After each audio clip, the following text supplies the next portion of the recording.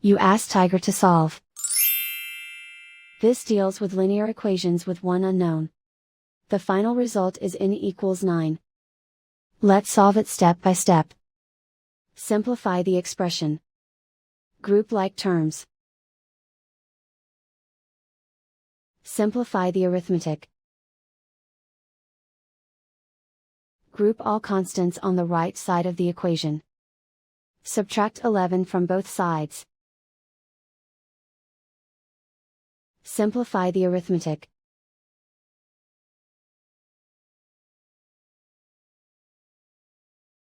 Isolate the n. Divide both sides by 6.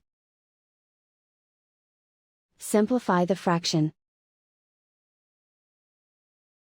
Find the greatest common factor of the numerator and denominator.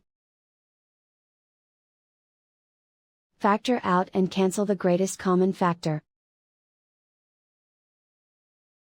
And so the final result is n equals 9.